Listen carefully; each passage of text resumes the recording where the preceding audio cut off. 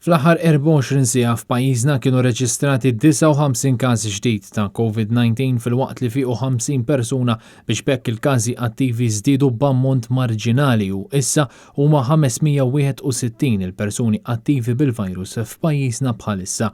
Sfortunatament fl-aħħar sigħat tilfet ħajjita mara ta' 68 sena bil-coronavirus. Din il-vittma mietet fl-isptar Mater Dei u tellet l-ammont ta' vittmi tal-pandemija għal 403. It-tlieta l-awtoritajiet ħabbru li fl-aħħar 24 siegħa l-swab test niżlu taħt l-2000 fil-waqt li ftit iktar minn 3000 persuna issa żdiedu ma' dawk li huma mlaqma b'mod sħiħ għal kontra l-COVID-19.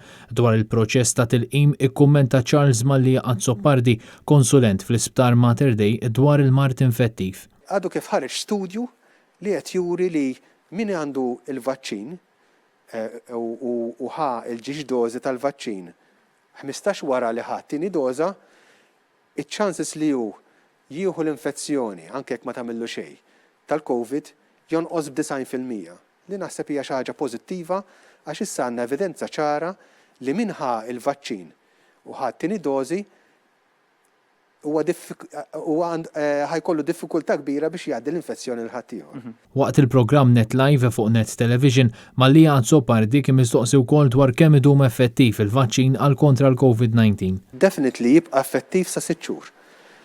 Ma nistgħux ngħidu iżjed minn hekk għax għadhom m'għaddew 6 xhur mindu saru trials u qed jiġu osservati wkoll in-nies li qed jieħdu l-vaċċin normali. Kien Kutajjar, Net News.